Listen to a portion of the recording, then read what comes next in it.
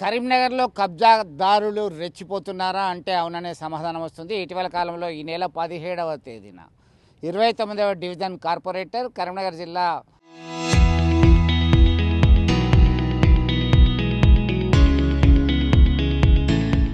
దళిత మోర్చాకు సంబంధించిన బీజేపీ దళిత మోర్చా అధ్యక్షుడు సోమిడి వేణు మీద కారుతో ఢీకొట్టి హతమార్చాలని ప్రయత్నించారు. ఇదే అంశానికి సంబంధించి ఫిర్యాదు చేస్తే పోలీసులు 3 టౌన్ పోలీసులు ఇద్దరిని అరెస్ట్ చేయడం జరిగింది. ఈ అంశానికి సంబంధించి మనతో మాట్లాడడానికి వేణు అందుబాటులో ఉన్నారు. వేణు గారు చెప్పండి, ఏం జరిగింది అసలు? దీనికి సంబంధించి ఇద్దరిని పోలీసులు అరెస్ట్ చేసినటువంటి పరిస్థితి. కరీంనగర్లో ఖాళీ జాగా కనబడితే చాలు కబ్జాదారులు రెచ్చిపోతున్నారు, కబ్జా పెడతానికి ప్రయత్నాలు చేస్తున్నారు. దానిలో కొంతమంది కుమ్ముక్కై సక్సెస్ అవుతున్నారు. మీ మీద జరిగిన దాడికి సంబంధించి ముందు చెప్పండి. ముందుగా కరీంనగర్ సిపి గారు గౌస్ ఆలం గారికి ధన్యవాదాలు.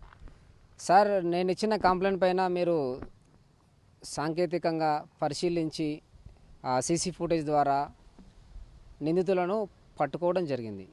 కానీ ఆ నిందితులతో పని చేయించిన, ప్రేరేపించిన కల్లెపల్లి బాలరాజ్ అనే వ్యక్తి పైన మీరు ఎటువంటి చర్యలు తీసుకోలేదు సార్.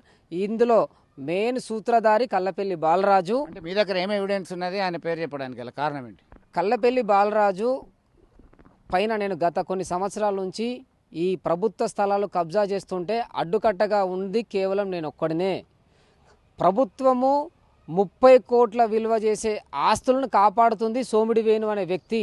వేణొక్కడు లేకపోతే, వేణొక్కడిని చంపేస్తే ఆ ప్రభుత్వ స్థలాలను కబ్జా చేసుకోవచ్చు అనే ఉద్దేశంతోనే కల్లెపల్లి బాలరాజు ముఖ్య అనుచరుడైన సుంచు కిషోర్తో ఈ హత్య చేయించడానికి కుట్ర పన్నిండని చెప్పి నేను విశ్వసిస్తున్నా. దానికి కావాల్సిన మీరు ఆధారాలు తీయండి సార్.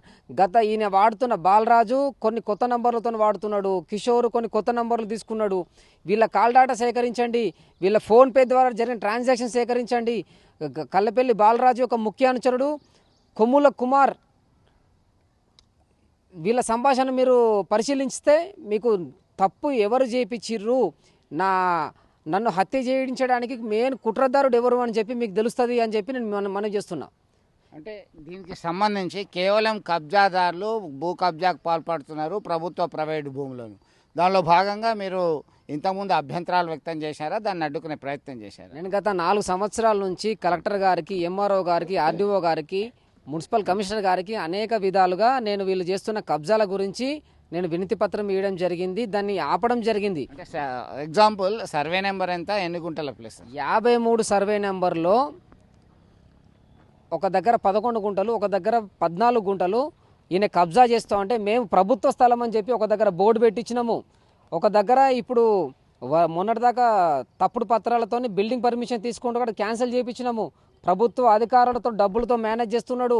మున్సిపల్ అధికారులను డబ్బులతో మేనేజ్ చేసి బిల్డింగ్ పర్మిషన్ తీసుకుంటే దాన్ని క్యాన్సిల్ చేయించి మేము ఇప్పుడు నిర్మాణం చేయకుండా చేసినాము.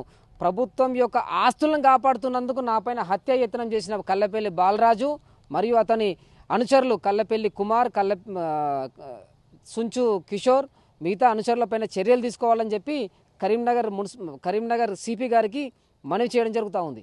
అంటే ఇట్లాంటి కబ్జా కోరల్లో చిక్కుకున్నటువంటి స్థలాలు చాలా ఉన్నాయి. కబ్జాదారులు బాగా రెచ్చిపోతున్నారా? Karimnagar land mafia, land grabbers ఎక్కువైపోయారు అనుకుంటున్నారు మీరు? ఇదే కల్లెపల్లి బాలరాజు కరీంనగర్లో 53 సర్వే నెంబర్లో అనేక స్థలాలు కబ్జా పెట్టిండు, అమ్ముకున్నాడు. ఇప్పుడు కొత్తగా ఎస్ఎస్ టెక్నో స్కూల్ దగ్గర ఒక 20 గుంటలు పెట్టిండు. తిలుంటపల్లిలో కబ్జా పెట్టిండు. తప్పుడు డాక్యుమెంట్లు క్రియేట్ చేయడంలో ఇతనికి సహకరించేది చందు వెంకటేష్, కల్లెపల్లి బాలరాజు, వీళ్ళ అడ్వకేటు మిర్జా. ఇది ఒక టీమ్గా ఏర్పడి దొంగ పత్రాలు సృష్టించి ప్రభుత్వ జాగాలు కానీ ఖాళీ స్థలాలు ఎక్కడ కనబడితే అక్కడ ఆ సర్వే నెంబర్లో 2009 సంబంధించిన మాజీ ఎంఆర్ఓ సంబంధించిన దొంగ ప్రొసీడింగ్స్ ద్వారా వీళ్ళు తప్పుడు పత్రాలు సృష్టిస్తున్నారు. పట్టపహానిలో పేర్లు ఎక్కించుకుంటున్నారు. ఈ తప్పుడు పత్రాలతో రిజిస్ట్రేషన్ చేసుకొని కోర్టు ఆర్డర్ తీసుకొని మోకం మీదకి వెళ్ళిపోయి భయభ్రాంతులకు గురిచేసి చంపుతామని బెదిరించి వాళ్ళను స్థలాల ఓనర్లను బెదిరించి జాగాలు కబ్జా చేస్తున్నారు. కరీంనగర్ సిపి గారు ఈ భూ కబ్జాదారులపైన మీరు దృష్టి సారించాలి. ఈ కల్లెపల్లి బాలరాజు ముఖ్యంగా వాళ్ళ అనుచరులు చేస్తున్న ఆగడాలకు అడ్డుకట్ట వేయాలని చెప్పి మనవి చేస్తున్నా సార్. సో మొత్తం మీద కరీంనగర్ జిల్లా కేంద్రంలో కబ్జాదారులు ఒక్కసారిగా చెలరేగిపోతున్నారు. ఇక్కడ అక్కడ అనే తేడా లేకుండా దాదాపు 100 మంది వరకు రెచ్చిపోయినటువంటి పరిస్థితి మనం గమనించవచ్చు. దీనిలో భాగంగా మొన్న తనపైన హత్యాయత్నం చేసింది కొందరైతే దాని వెనుక ఉన్నటువంటి వారు ఇతరులు అని చెప్పి పేర్లు సైతం చెప్తాం జరిగింది.